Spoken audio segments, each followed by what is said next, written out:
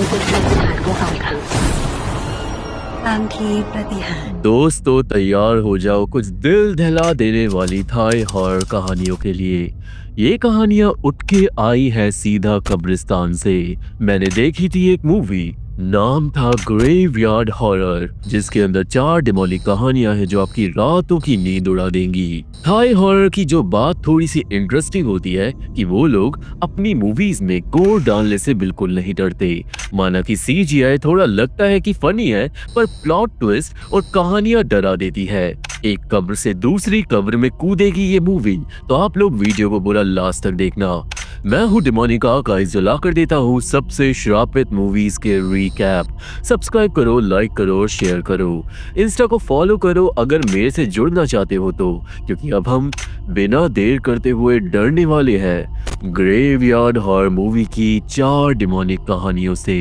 Movie शुरू होती है पहली कहानी के साथ, जिसका नाम है द व्रैथ ऑफ जिन्स। हमें बताया जाता है कि जिन्स असल में कुछ ऐसे क्रीचर्स होते हैं जो एक दूसरी दुनिया में रहते हैं।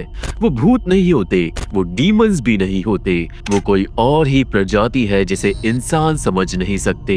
हम इसके बाद देखते हैं एक बूढ़े आदमी की कब्र को जो रिसेंटली मारा गया है, और गांव में एक अफवाह थी कि इस आदमी को मारा है एक श्रापित जिन ने। फ्यूनरल पे हम देखते हैं इस बूढ़े आदमी के बेटे मूसा को, मूसा की बीवी मारियाम को और इन दोनों की बेटी सलीन को।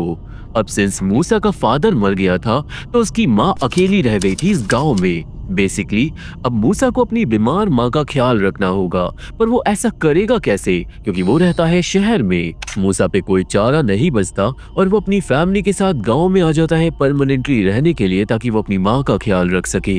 दिन सुबह सुबह जब मूसा अपने घर में सेटल हो रहा था तो हमें समझ आता है कि मारियम अपनी बेटी को गाँव में नहीं पालना चाहती।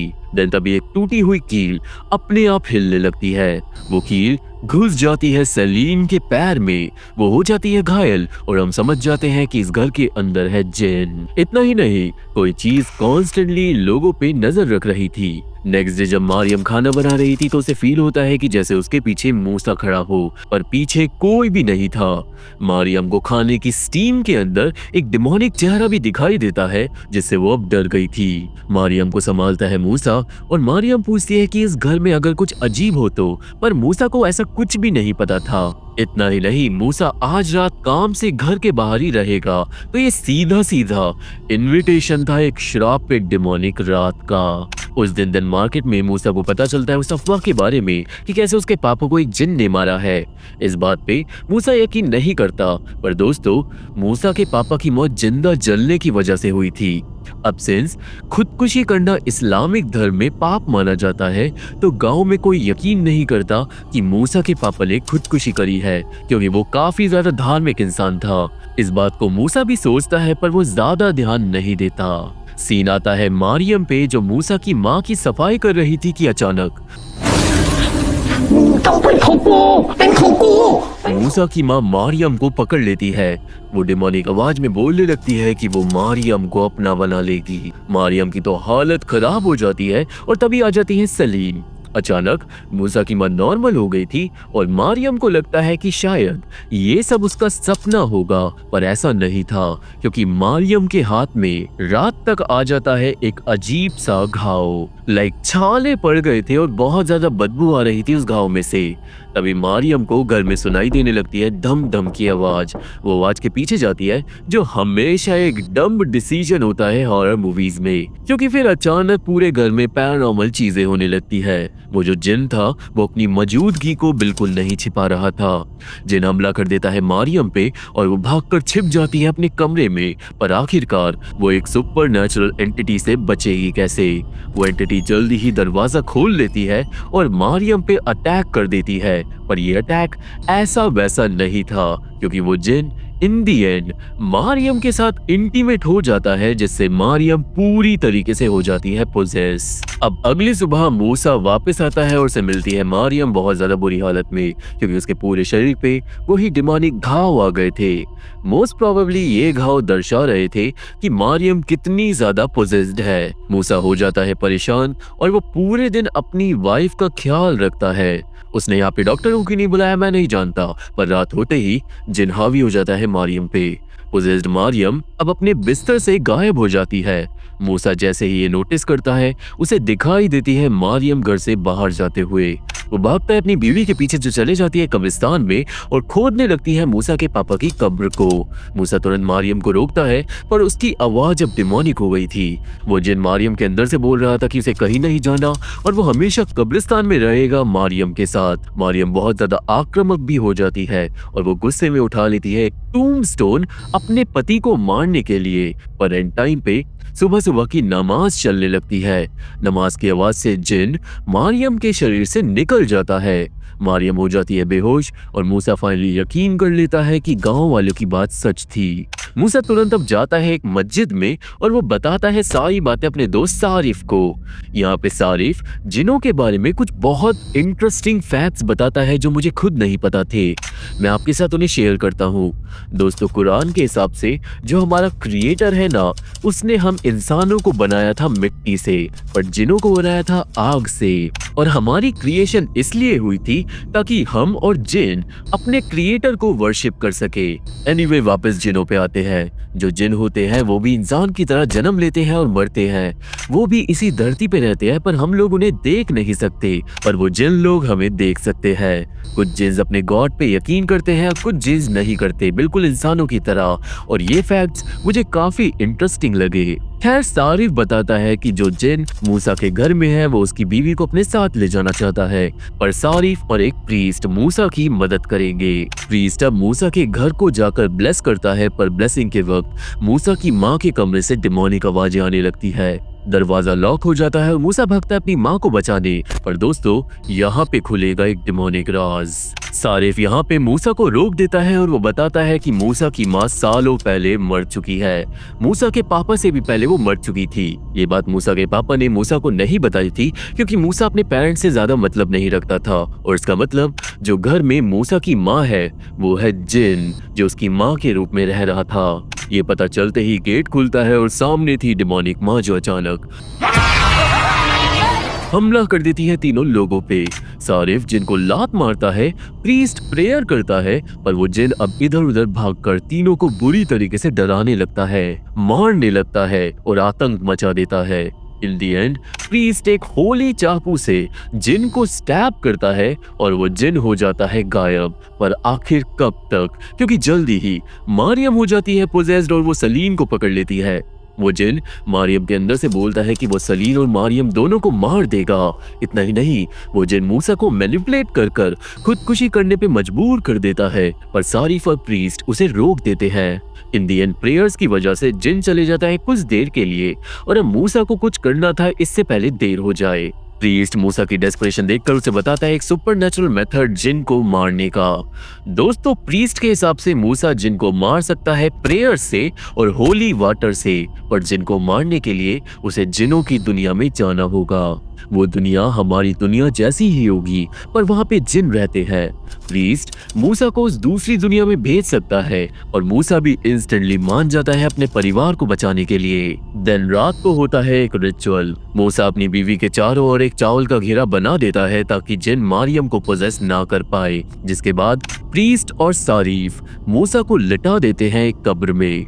उसके ऊपर कफन रखा जाता है और पढ़े जाते हैं मंत्र, जिससे मूसा पहुंच जाता है जिनों की दुनिया में। उसके पास होली वाटर भी था, पर उसे जिन को सूरज निकलने से पहले मारना होगा, वरना वो कभी रियल दुनिया में नहीं लौट पाएगा। इतना ही नहीं, मूसा को बाकी जिनों से भी बच के रहना होगा, वरना सारे जिन उस पे हमला कर सकते हैं। अब मूसा बढ़ता है अपने घर की तरफ और रास्ते में उसे सैकड़ों जिन देखने को मिलते हैं, पर किसी तरह वो अपने घर के अंदर एंटर कर जाता है जहाँ पे घूम रहा था वो जिन। मूसा तुरंत उस जिन को चैलेंज करता है लड़ाई के लिए और यहाँ पे होती है घमासान लड़ाई काफी टाइम तक। सारी घूसे, लाते और उठा के पटकना हम स्किप करते हैं, क्योंकि लड़ाई के एंड में जिन जीतने वाला था। इतना ही नहीं, उन दोनों की लड़ाई से रियल दुनिया में भी चीजें अपने आप हिल रही थी और टूट रही थी। एनीवे अपने पति को बचाने के लिए मारियम आ जाती है, क्योंकि आखिरकार उसकी आत्मा भी तो जिनों के साथ फंसी हुई थी उसी दुनिया में। मारियम को देखकर जिन का ध्यान भटक जाता है और इस मौके का फायदा उठाकर मूसा जिन को होली वाटर की बोतल से स्टैब कर देता है मुंह के अंदर, जिससे वो जिन जलकर भस्म हो जाता है। अब यहाँ पे मूसा भागता है क्योंकि सुबह होने वाली थी, और इस भागम भाग के चक्कर में गली में घूम रहे जिन देख लेते हैं उस इंसान को। ऑब्वियसली जिन नहीं चाहेंगे कि कोई इंसान उनकी दुनिया में आए, जैसे हम लोग नहीं चाहते कि कोई जिन हमें परेशान करे। इसी वजह से अब सारे जिन ज़ॉम्बीज़ की तरह पड़ जाते हैं मूसा के पीछे। मूसा के पास जितनी भी स्ट्रेंथ थी वो सारी यूज कर कर भागता है। वो बेचारा कब तक पहुंच ही गया था, पर कहते हैं ना, हर हैप्पीनेस हमें नहीं मिल सकती, क्योंकि एंड में जिन्स मूसा को पकड़ लेते हैं और मूसा समझ जाता है कि वो बच नहीं पाएगा। इसके बाद हो जाती है सुबह और मूसा रह जाता है जिनों के साथ। अब दोस्तों, मूसा की वजह से मारियम तो ठीक हो गई थी, वो अपनी बेटी का ख्याल रख सकती थी और मूसा को रियल दुनिया में सच में दफन कर देते हैं। इतना ही नहीं, मारियम कुछ टाइम बाद वापस जा रही थी शहर अपनी बेटी के साथ, पर गली में उसे दिखाई देती है मूसा की आत्मा जो उसे गुड बाय बोलने के लिए आई थी। और तो और मारियम अब प्रेग्नेंट भी है, पर अगर आपको याद हो तो वो जिन मारियम के साथ इंटीमेट हुआ था, यानी कि जो बच्चा मारियम के पेट में है वो एक जिन है। इसी क्रीपी एंडिंग के साथ ये वाली कहानी खत्म हो जाती है। अब दूसरी कहानी का नाम है मिरेकल, और दोस्तों ये कहानी पर्सनली मेरे को बहुत बेस्ट लगी। ये कहानी स्टार्ट होती है एक फ्यूनरल के साथ, जहाँ पे चाकृत नाम का आदमी आता है और वो पागलों की तरह सारे फ्यूनरल अटेंडीज को मार डालता है खुद को मारने से पहले। पर ये कहानी ऐसे स्टार्ट नहीं हुई थी।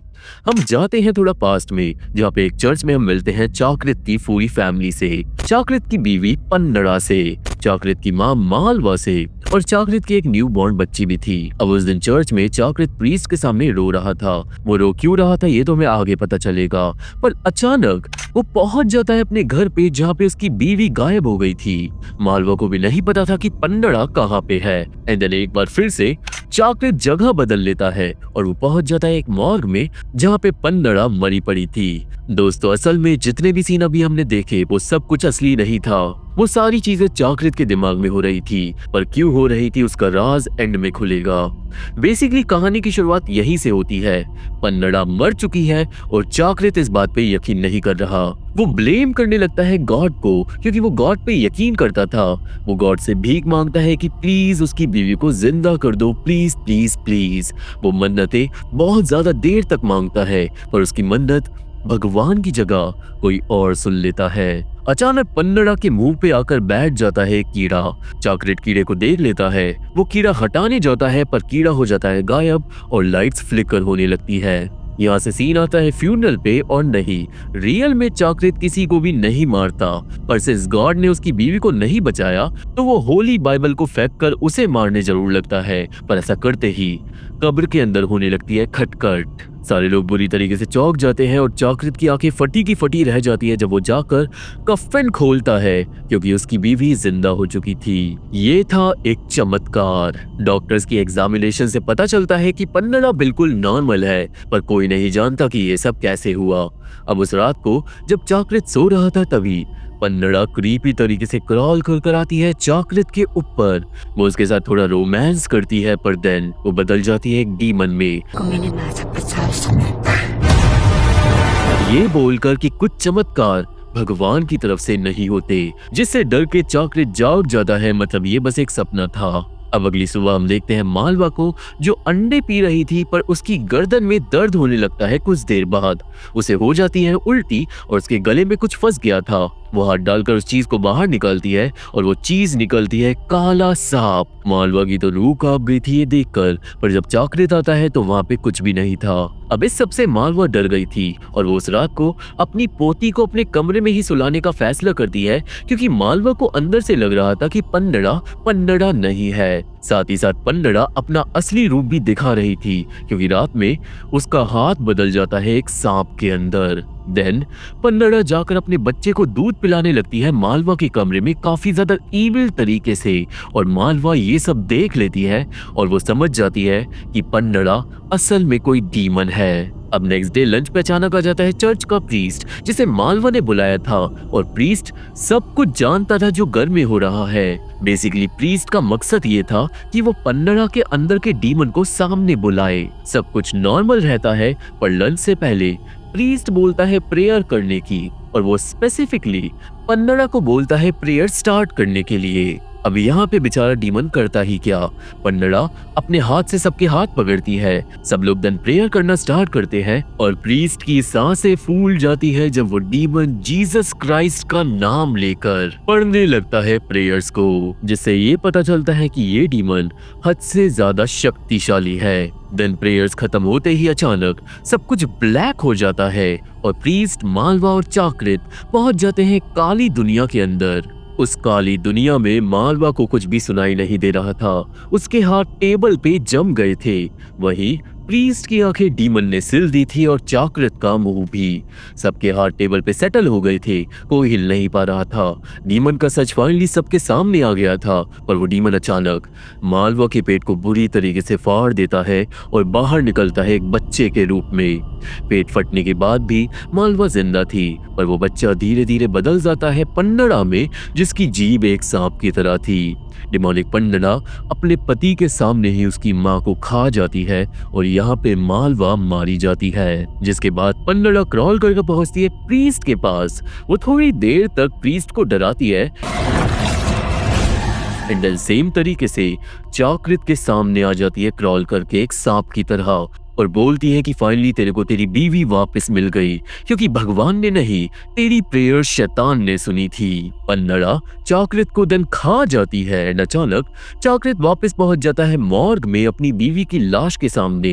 एक पल के लिए हमें लगता है कि जो भी अभी तक इस कहानी में हुआ वो सब चाकृत का बस एक सपना था। एनीवे, इसके बाद चाकृत बेहोश हो जाता है और उसे कुछ टाइम बाद होश आता है हॉस्पिटल में, जहाँ पे उसके बेड के पास बैठा हुआ था वही कीड़ा देन बदल जाता है डिमोनिक पन्नड़ा में, और वो डीमन अब चाकृत को दिखाने लगता है पास्ट के विजन्स।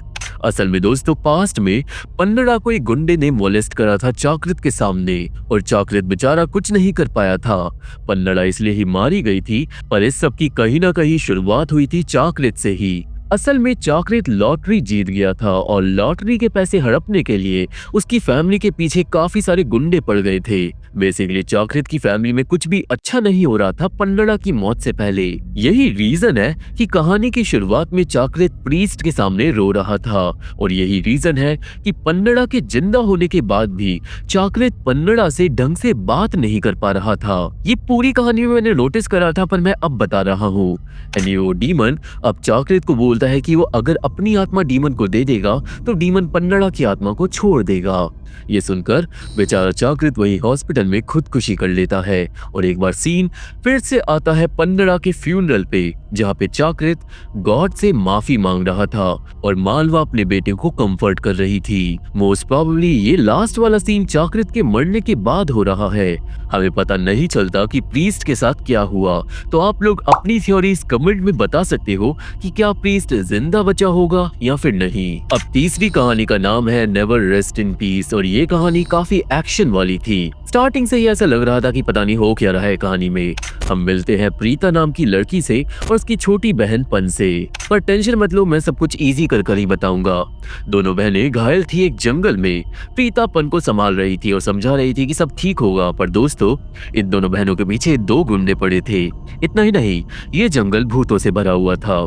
तभी एक आत्मा पन को बुरी तरीके से डरा देती है और दोनों बहनें भागती हैं जान बचाकर। भागते भागते बहुत सारी आवाजें आ रही थी, उन्हें सुनाई दे रही थी, और वो आवाजें बोल रही थी कि कैसे वो दोनों बहनें मर चुकी हैं और ये दुनिया भूतों की दुनिया है। इन बातों से प्रीता भी डर जाती है कि तभी उसकी आंखों के सामने पन को किडनैप कर ले जाती है एक डिमोनिक आत्मा। दोनों बहनें हो जाती हैं अलग अलग और सीन जाता है ग्रे और कूल पे।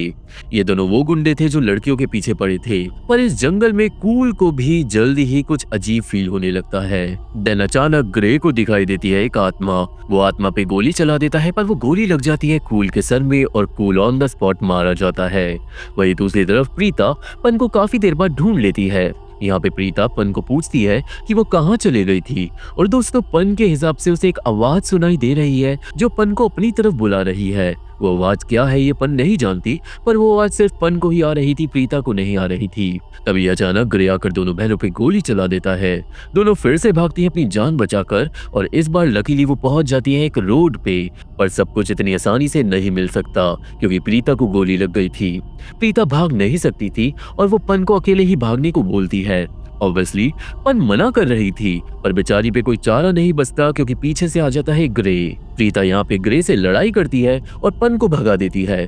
उस लड़ाई में ग्रे और प्रीता दोनों ही घायल हो जाते हैं, पर घायल हालत में एक डिमोनिक आत्मा आती है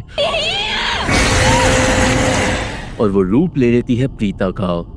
आत्मा प्रीता के रूप में इधर उधर घूमने लगती है, पर ग्रे आत्मा को ही प्रीता समझकर बुरी तरीके से स्टैब कर देता है चाकू से बार बार गर्दन में। ऑब्वियसली इस सब से आत्मा को आएगा गुस्सा और इसलिए वो अपना भयंकर रूप दिखा देती है ग्रे को। ग्रे की सांसें अटक जाती हैं, पर वो आत्मा एंड में उसे मार डालती है। अब बचती है घायल प्रीता, जैसे थोड़ी दूरी पे दिखाई देती है पन। वो रो रही थी। पन प्रीता के पास भाग कर आती है और दोनों सिस्टर्स रियूनाइट होती है। पर यहाँ पे एक सच सामने आता है। रोड पे थोड़ी दूरी पे एक एम्बुलेंस थी जहाँ पे डॉक्टर्स कुछ लड़कियों को जिंदा करने की कोशिश कर रहे थे और वो लड़कियां थी प्रीता और पन।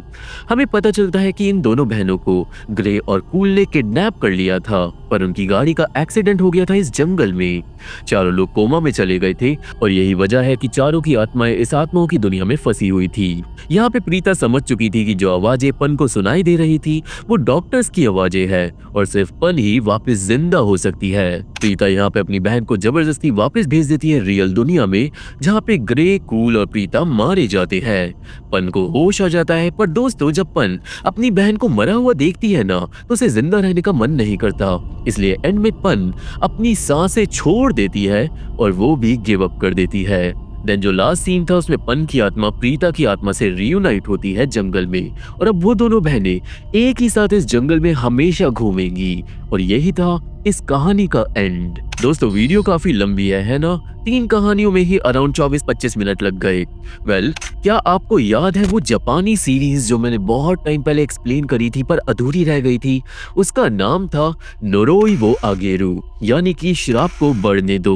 वो पूरी सीरीज 1 घंटे की थी, पर उस टाइम पे से 5 एपिसोड्स देखने को मिले थे मेरे को। अब सिंस अगर मैं उस सीरीज को अगली वीडियो में एक्सप्लेन करूंगा तो वीडियो काफी ज्यादा छोटी बनेगी, इसलिए मैंने सोचा कि नेक्स्ट वीडियो में मैं लेके आऊं एक कॉम्बो। आज की मूवी में एक कहानी बची है जिसका नाम है लिटिल पीपल ग्रेवयार्ड, जो एक डिमोनिक कथा है। बहुत लंबी कहानी है और साथ ही साथ नोरोई वो आगेरू खुद 1 घंटे की है। तो नेक्स्ट वीडियो में मैं आपको वो दोनों कहानियां एक साथ लेकर आऊंगा, थाई हॉरर और जापानी हॉरर, तो इसलिए दिल थाम के इंतजार करना। फिलहाल के लिए ये वीडियो कैसी लगी और अपनी फेवरेट कहानी मुझे कमेंट में बताओ। ये थी एक्सप्लेनेशन ग्रेवयार्ड हॉरर मूवीज की पहली 3 कहानियों की और पर्सनली मुझे दूसरी कहानी बहुत अच्छी लगी। जब पन्नड़ा टेबल पे क्रॉल कर आती है तो वो सीन हद से ज्यादा क्रीपी था। मैं हूँ डिमोनिक आर्काइव्स और मैं लेकर आता हूँ बेस्ट हॉरर रिकैप्स। सब्सक्राइब करो, लाइक करो, शेयर करो। पर्सनली बात करने के लिए इंस्टा को फॉलो करो और इस चैनल के अपडेट्स पाने के लिए टेलीग्राम ज्वाइन करो। आप सभी ने मेरी इस वीडियो को देखा उसके लिए आपका थैंक यू। मिलते हैं मेरी अगली वीडियो में जो जल्दी ही आएगी। तब तक के लिए थैंक यू, बाय बाय।